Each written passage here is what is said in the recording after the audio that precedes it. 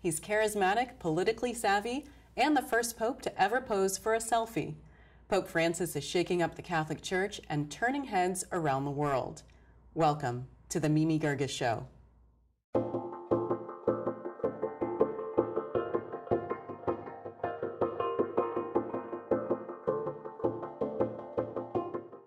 Jorge Mario Bergoglio, better known as Pope Francis, was born in 1936 to Italian immigrants in Argentina.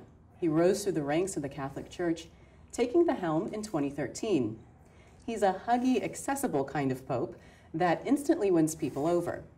Francis talks about how loving others and showing them the love of Christ is more important than obsessing over moral issues like homosexuality and abortion. Austen Ivereigh is a journalist and author. He's written a book on Pope Francis called The Great Reformer, and he joins me in the studio. Austen, welcome. Thank you. Nice to be here. Where is Pope Francis taking the papacy?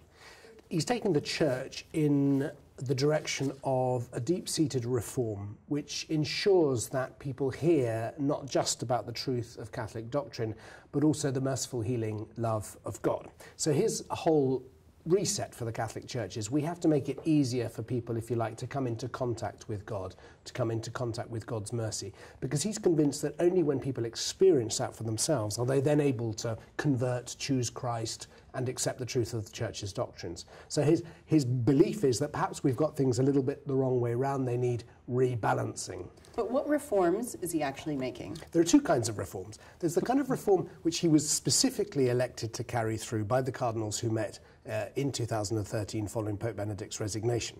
They wanted a man of government who could reform the Vatican, who could particularly end the distracting scandals that the Vatican has dominated the Vatican coverage of the Vatican in recent years. They wanted also a man who would bring, a pope who would bring some of the concerns of the local church into the deliberations of the universal church, above all through a new synod process. But those are the reforms which I think any pope actually would have been asked to make. The real reform, the reform that he cares about, is the reform that allows people to come to the church and come to know the love of God. In other words, it's actually for him, evangelization is the key. He wants to unlock the energy and the forces of evangelization. He had this great phrase in a speech he gave just before he was elected, which really won the cardinals over. He said, "The problem is we have Jesus tied up in the sacristy and we don't let him out." Instead of the concept of Jesus knocking, trying to get in. Well, he said there's a famous chapter in the book of Revelation where Jesus is knocking at the door. And of course, that's traditionally understood to be Jesus is knocking at the door of our hearts and we need to open the door to let him in. But what he said was that actually the problem is that Jesus is knocking to be let out. Let me out there. And I discovered just 2 months before, when I was writing this biography, 2 months before he gave that speech, he gave a very similar address to a retreat in Buenos Aires. And he was deeply shocked by the fact that somebody he had a letter from a woman who said that a friend of hers had been dying and had wanted to receive the sacraments, and the church down the road, she had asked the priest to come to the house to give her the sacrament, and he couldn't be bothered or he didn't reply, and she died without the sacrament. This really made him angry, and this seemed to him sort of symptomatic of a church turned in on itself, that no longer in touch with the needs of people and the needs of the poor. And that kind of, I suppose it's an anger really that partly drives him, that wants him to let Jesus out. Pope Francis has said that he wants to restore what had been lost. What does that mean? All true reform. I mean, the title of this biography, The Great Reformer, is slightly provocative because reform has, in the church tradition, a mixed story, right? We have the Reformation, we have division, we have schism, we have split. But there's another stream of church reform, which St. Francis of Assisi, St. Catherine of Siena, Pope Leo the Great, Pope Gregory, great reformers in the church who have called the church to its essence, to its real being, which is dependence on Jesus Christ, the Holy Spirit, commitment to the poor, and to reduce its attachment on status, wealth, and power. Now, there have always been these figures who have appeared in church history to denounce abuses in the church, to call for that kind of reform. Now, that kind of reform, when it's been carried out, has led to greater unity, greater holiness, in short, a church more like what Jesus wants to see. And some reforms, however, have gone wrong and have ended up in schism. Now, his life work, and I hope this is one of the great insights of this biography, because I read everything he'd ever written as a Jesuit, which nobody seemed to have done before. And it's clear that from a very early age, he has a deep understanding of the distinction between true and false reform, why some reform creates greater holiness and unity, and what can go wrong. And the problem is that ideology can come in, people can split into parties, and then you get rivalry, competition, and that. So he really, at a very deep level, in the book I go into who he was looking at, who he was studying. He's really understood this from the very beginning, and I think what he's doing now as Pope, in that sense, is actually something for which his whole life had prepared him. Is it working, Austen? I mean, are more lapsed Catholics going back to church? Are people more excited about the faith? Anecdotally, since I started researching and writing this book, obviously people have their own Francis stories, and time again I hear, I know somebody who's started going back to church because of him, or went to the confession for the first time, or just simply people who actually have nothing to do with the Catholic Church. A taxi driver say, "Oh, I love that guy, he touches me." So I think unquestionably there is something called the Francis effect. It's a revitalizing of the church. It's causing people to look again at the church. But I don't think he would look at it in terms of numbers. Are the pews filling up again? Sometimes the media reports this as if the Catholic Church is concerned only with, filling its pews, like a business that needs more customers. I don't think he views it like that. I think what he views it is, if more people are coming into contact with the saving, loving mercy of God, he's doing his job. He sees his role as creating spaces for the Holy Spirit to act in people's lives. And he wants to reform the church to enable that to happen. And I think the success of this pontificate will be judged, well, it'll be very hard to know, won't it? But I mean, that will be, I think, what he would see as his role, much more than cleaning up Vatican finances or putting in place new forms of governance, important as these are, but the real reform is that one. Is he changing doctrine? No, and I think this is something that he gets misunderstood by. You see, the perception of a lot of the liberal media is that the problem with the Catholic Church is its teaching. Right? So if the Catholic Church is becoming more popular, or people are looking again at the Church because of Francis, then it must be because Francis is in some way changing the doctrine. But he's not. He says, "I'm a loyal son of the Church," and he means it. And I hope this biography, you'll see him combating same-sex marriage in 2010 in Argentina, absolutely firm and rooted in core Catholic doctrines. What he's changing, I would put it like this, he's a Jesuit. Now, Jesuits, the Society of Jesus, which was created in the 16th century, is famous above all for a particular spiritual work of St. Ignatius of Loyola called the Spiritual Exercises. It's a month-long retreat. I've done it. You do it in silence, and it takes you, it's like a pattern of conversion. In the first week, you realize that you are a sinner, but you realize at the same time that you are unconditionally loved by God. And that experience, it's an emotional experience, a profound experience. Then, having had that, you then go into the second week where you choose Christ. You look at the alternatives, the temptations, and you choose Christ and you choose the Church. Now, he believes that the problem is that we take people to the second week without giving them the first week. And so I think that what he wants people to see, just as his famous question about gay people, who am I to judge? In fact, what he said was, he quoted the Catechism of the Catholic Church, and he said gay people should not be discriminated against, they must never be marginalised. That's Catholic teaching, but it's the bit that people don't hear or have stopped hearing. So what he's doing is what is he starting with? It's Catholic doctrine, yes, but he's starting with the bit that people don't hear, which is that, guess what? God loves and embraces you and is capable of healing you, whoever you are. I wanted to ask you about that statement on homosexuality. He said, "Who am I to judge them if they're seeking the Lord in good faith?" Yeah. That doesn't mean he's in favor of gay marriage or is okay with the homosexual lifestyle. Exactly. I mean, gay people are called, like we are all called, to love in a way that gives of ourselves, that is selfless and so on. And there is a moral constraint on how we use our sexuality and so on. Nothing he's ever said would ever question that. But he wants gay people to love.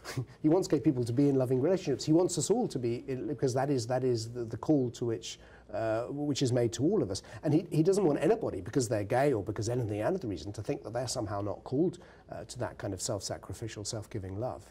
So they can love, but as long as it's a person of the opposite sex?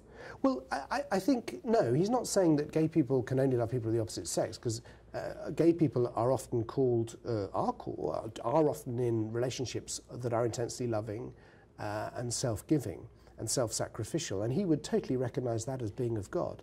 Now, if they're having a sexual relationship outside marriage, I mean, he hasn't gone into this, but I mean, any sexual relationship outside marriage, the Church would say that is not the proper use of sexuality, that God conceived of sex. The purpose of sexuality is between a man and a woman, which is fertile, and so on. So he would certainly not in any way go against Church teaching, but because gay people can't marry doesn't mean they're not called to love. Is Pope Francis anti-capitalism? He is against not capitalism as a form of wealth creation. I mean, the market is as old as humanity. And, you know, buying and selling of goods and the creation of wealth, these are all gifts of God, and he totally believes in those. Where he has a problem is with a certain idolatry of the market, which says, if you're poor, don't worry, because eventually the market will create wealth for you. It'll trickle down, the so-called trickle-down theory. Now, whenever he's spoken about this, he says actually trickle-down doesn't work. It's not that the glass fills up and trickles down, the glass just gets bigger, and the people waiting to receive the drops basically carry on waiting. So it's that idolatry of the market which somehow lets you off the task of dealing with poverty and social challenges, because somehow this you know, deus ex machina, this thing will somehow create, that's what he objects to.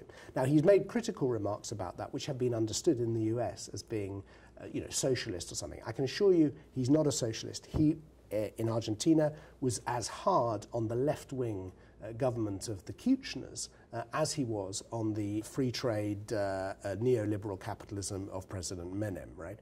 He's rooted in Catholic social teaching. The state has a place. We need to look after the poor.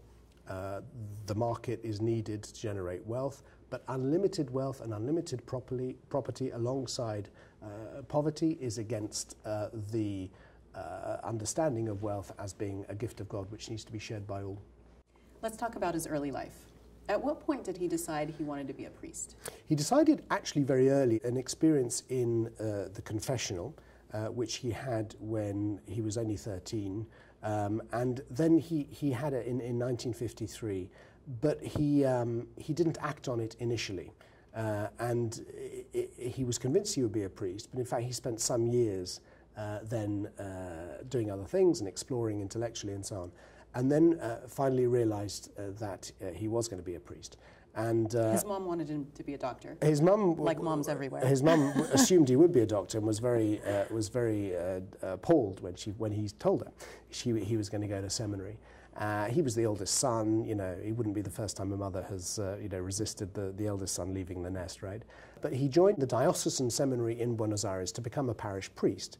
In fact, the seminary was run by Jesuits, and I found in my research that he had already expressed the desire to be a Jesuit, but interestingly he didn't know any Jesuits because he was from quite a lower middle class background, and the Jesuits were a very, you know, wealthy intellectual order. Briefly, Austen, explain what does it mean to be a Jesuit and, right, and how it impacted him. So the reason he wanted to be a Jesuit was that he saw himself as a missionary on the frontier, among the poor, out there, yeah?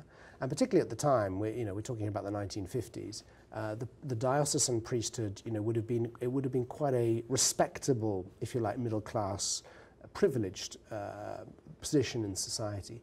And he wanted to be in the shanty towns, among the poor, out there. He wanted to travel, he wanted to be with so he had this vision of himself as a missionary. In fact, he wanted to go, even as a Jesuit, he wanted to be sent to Japan, which he wasn't allowed to do because he had health problems. And in fact, ironically, he ended up spending his whole life before he became Pope in Argentina. In fact, not many miles from where he was born. He's actually led, in that sense, a very kind of provincial life until obviously he became Pope. So the frontier for him actually ended up being very close at home, and yet he always was, as a Jesuit and as a bishop, he was a missionary. He became Bishop of Buenos Aires eventually, and the title of the chapter in your book on that is called The Bishop Who Smelled of Sheep. Care to explain that? Yeah, before he became bishop, he was rector. So when he was a Jesuit, after he'd been a provincial, he was responsible for the training of hundreds of Jesuits who joined the order as a result of him. You know, he actually turned the order around. And the Jesuits today still remember these great phrases he gave them. I mean, he sent them out at weekends to be among the poor, to just be out on the streets. He used to check their feet when they came back to check they had mud on their shoes.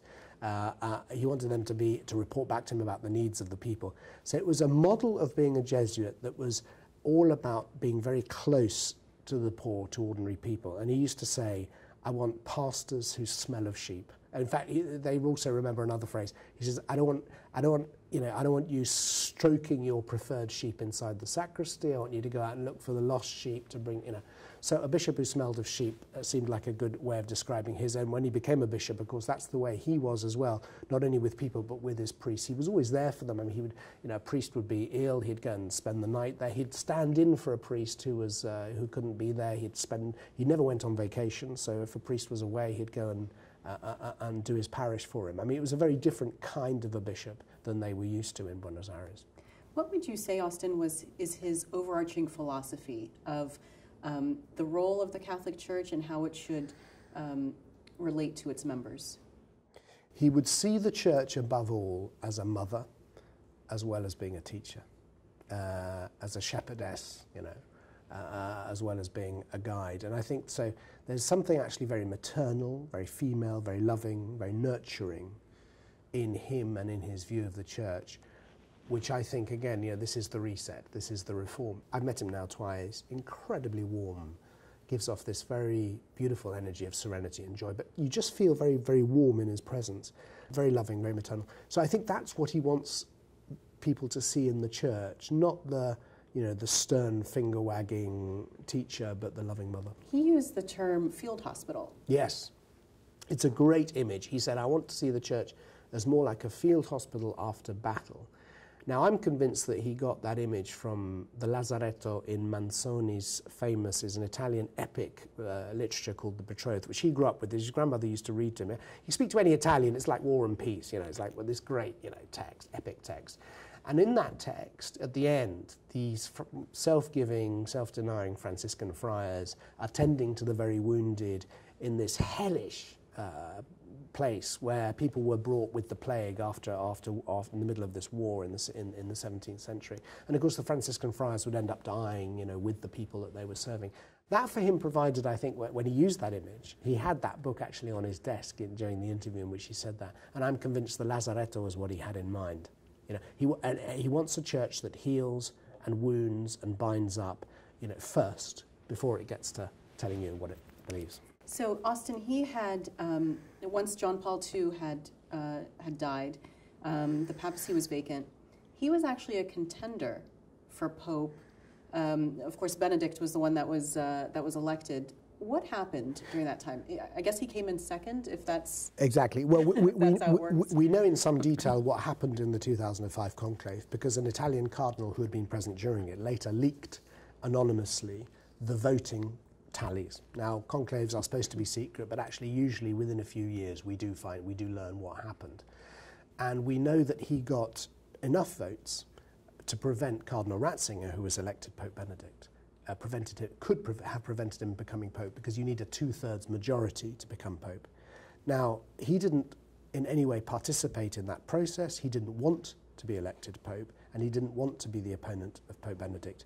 And at that point, and in the book I describe in some detail, he asked, some say he begged his fellow cardinals not to vote for him and to vote for Cardinal Ratzinger. Because he didn't want to be Pope that badly? That's the question. So, you know, the question that I've explored, and I think I've provided an interesting and convincing account of why he didn't want to be.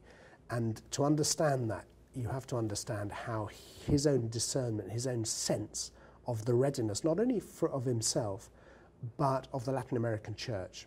He felt that the church wasn't ready for prime time. For a Latin American, exactly, because it hadn't yet had what then happened was a great meeting in Latin America in 2007, where the Latin American church got together and produced this wonderful program, which in effect, in a sense, is now the program for the universal church. So here's a man who, it's not that, you know, he didn't want to be Pope because he didn't want to be, it's his spiritual, as with everything with him, it's spiritual discernment. He discerned that this was the wrong time. He discerned also that the risk was that the College of Cardinals was beginning to split into parties. Now this for him, you know, he'd spent his whole life wanting to prevent this, so he was very sensitive to it, and he sensed that this was, if you like, a kind of a temptation which had to be resisted. Let's talk about the conclave that actually did, because, you know, Benedict resigns, stuns the world, because that's just not done. I wonder if Francis went to Rome thinking, I could be the Pope. I've had other conversations with people who know him well who say that, yeah, he knew that it was possible. And, you know, how could he not? The church was in crisis. He was the great leader. I don't think most of the world knew it, but he was the great leader of the Latin American church of the time. And the church was in crisis. He knew how to govern. You know, actually looking back on it, you can see, yeah. But in fact, he didn't expect to be, certainly didn't expect to be. And the fact that he did become Pope has everything to do with a group of cardinals who I reveal in the book and organised his election. Now, there's been some controversy about this because I said at one point that they went to him and somehow sought his consent. And they didn't, and the Vatican has actually issued a statement correcting that, and I regret that choice of words. I didn't mean to say that they actually asked him. What I meant was that they sensed that this time he would not resist his election. And with that belief, they then went around organising. Now, just to, the fact that cardinals organised before the conclave, they go around saying, we think you should vote for him, is nothing new. I mean, it happened in 2005. Again, I tell the story in here. Cardinal Ratzinger's election was organised by a group of cardinals who were convinced he should be pope. There's nothing illegal or wrong about that. What's wrong is to have kind of deals or things. So this group of cardinals, who was the same group of cardinals that wanted him to be elected in 2005, again pushed for him to be pope at this time. And this time, people were very receptive. And this time, the Vatican curial cardinals, who normally, as it were, try and stitch things up, I say in the book, this time the needle and thread had slipped from their hands. They were divided, and also the crisis of that people did not want another Italian, because actually the Italian thing was the Italians themselves didn't want an Italian, right? Because actually they realised that the culture of the Vatican needed. It needed an outsider to shake things up. But did they realize how much he was going to shake things up when they voted for him? Well, that's a great question. I mean, do they have buyer's remorse, right? And I mean, I've spoken to some cardinals who say, we knew he'd shake things up. We didn't realize it would be this much. But I think he's first of all, he is delivering on what he was elected to deliver. In those 2 weeks prior to the conclave, they were very clear about what needed to be done, and he's doing it. I think they wanted a pope also who could evangelize, and boy, is he doing that. So my sense is that there is a group of cardinals and bishops who are very uncomfortable with the papacy. They're uncomfortable particularly with the synod process, looking at some of these vexed pastoral questions, which they think muddy the waters. But they're a small minority, and I think most people are with him, but they're still trying to work him out. Why did he pick the name Francis? Because St. Francis of Assisi represents precisely that tradition of reform which I talked about earlier, as being that radical church reform, calling the church back to its roots, commitment to the poor, dependence on Jesus Christ.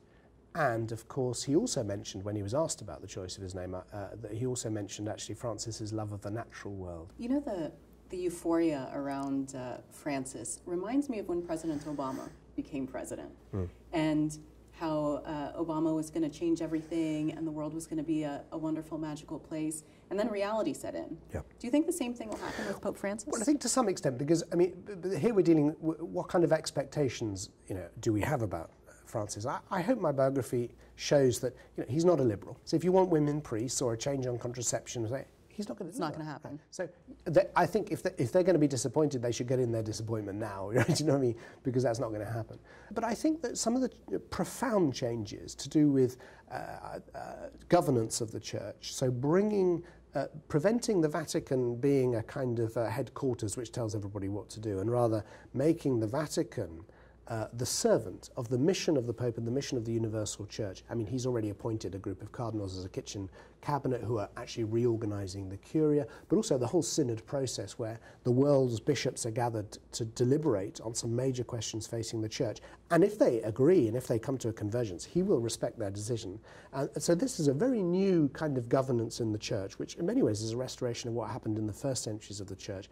Those changes, which are just beginning now, and they'll take time to kick in, but I believe will reshape the Church long term, and I believe they're irreversible, so that even if he doesn't last, as he himself says, he's probably only got a couple of years in the job. I mean, he's not a young man. He's not a young man. He's in pretty good health, but he has health issues. And if his papacy doesn't last more than 2 or 3 years, he knows that. But actually these changes which he's initiated, I think, are very long term and will obviously outlast him, but will also help to shape the next few papacies. That's why I am convinced he is a great reformer. How do you think becoming Pope has changed Francis? He's enjoying it, funnily enough. He's just having a great time. Actually, somebody said to me, isn't it wonderful to have a Pope who's just loving being Pope, Now, he works phenomenally hard. I know people who are very close to him who actually get very anxious about his work schedule, because traditionally, as Archbishop, he always had a 40-minute nap in the afternoon. He gets up very early, 4:30 in the morning, but he would always, that 40-minute nap was pretty crucial. And he's apparently often not having it, just because of the sheer work schedule. And So I think he's exhausted a lot of the time, but he's also living on an energy which I think, you know, is not entirely human, let's say. He had an experience, you know, I reveal in the book, between the moment of his election in the Sistine Chapel and when he first appeared on the balcony. You remember that night of the 13th of March, and the world suddenly met the Pope for the first time. In between the two, he had an experience. And we know he had the experience, first of all, because he's told various people, but secondly, this is actually recorded on camera extraordinarily. After his election, he was on his way out, and he suddenly felt overwhelmed with the weight of the office. Who wouldn't be, right? And he went into the Pauline Chapel, which is a chapel on the way, and he knelt down. And there he had an experience of prayer, of the Holy Spirit, which he describes as being flooded by light and by freedom and joy. And that feeling, and then when he came out of the chapel, the guy who was following on the camera said he looked different. You know, the guy who went in was worried, the guy who came out was full of this serenity and joy. And Francis himself has talked about that, and he said that's never left him. And when I've met him on both occasions, you just get the sense of a man who is deeply rooted in something which isn't entirely of this world. You know, there's an energy there which he gives off, and he's actually at peace. He's very serene. Even though he's dealing with these massive issues, he's the leader of a church of 1.2 billion people. He faces some serious challenges. I think actually he sleeps well. The book is The Great Reformer, Francis and the Making of a Radical Pope. Austen Ivereigh, thank you so much for being on the program. Thank you. This has been the Mimi Geerges Show. Thanks for watching, and I will see you again next time.